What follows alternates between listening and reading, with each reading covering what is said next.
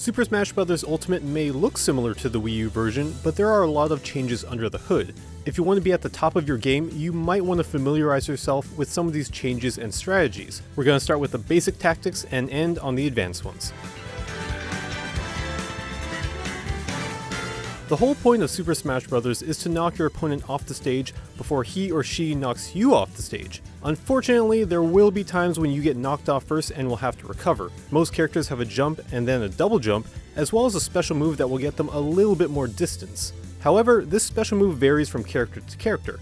For example, Link can use his sword to spin like a helicopter, and Ness can use his PK Thunder to send him flying in any direction. Some characters might have a really good stage recovery like Kirby and Pit, while others, such as Incineroar or Little Mac, have terrible recoveries. Some characters even have multiple specials that can be used for stage recovery. Ike, for example, can use his side special to recover a lot of horizontal ground. As you play around with different characters, make sure you get a feeling for how each of their recovery styles work.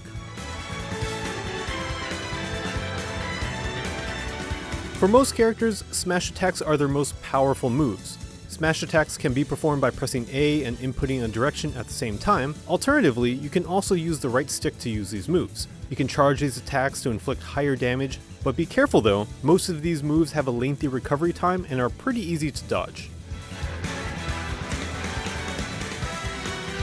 The final smashes have all been rebalanced, thank goodness. There are no longer any final smash attacks that allow you to transform into a superpowered character for a limited time, and instead, most of the final smashes require you to be within arm's length of your victim. You really want to wait for the right time before using it.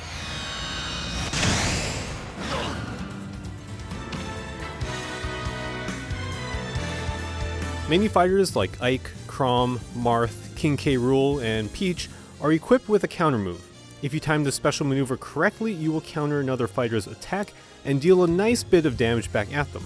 Practice this enough and you'll find that successfully countering an opponent is also one of the most satisfying experiences in the game.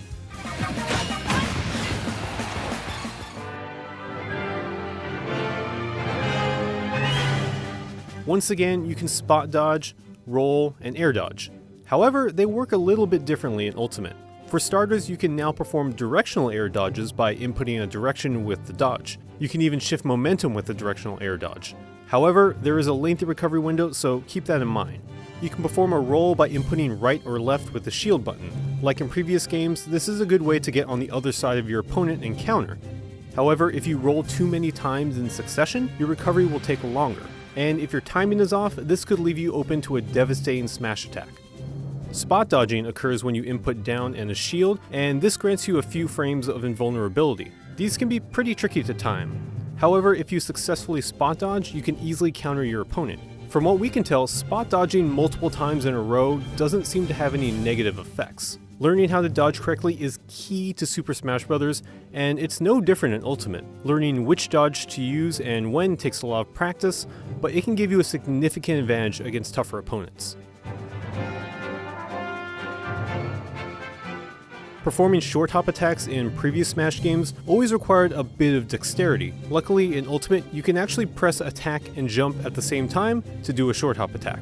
This is useful because you can use it to change up your standard dash attack, and because it's a short hop, you won't spend that much time in the air.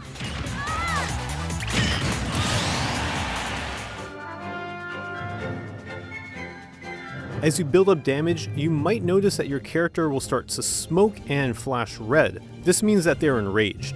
While enraged, you deal more damage and hit your opponents harder. Rage can also be used to close the damage gap between you and your opponent if one exists. For the most part, shielding works similarly to past Smash games. While on the ground, you can throw up your shield and it will protect you from all incoming attacks, but over time your shield will shrink and eventually it will break. And when it does break, you won't be able to attack or move for a period of time. One big change with shielding, however, is how perfect shielding works. If you drop your shield right before an attack connects with you, the attacker will be stunned momentarily. The duration of the stun differs depending on the strength of the attack, and if done correctly, you can follow up your opponent's attack with one of your own.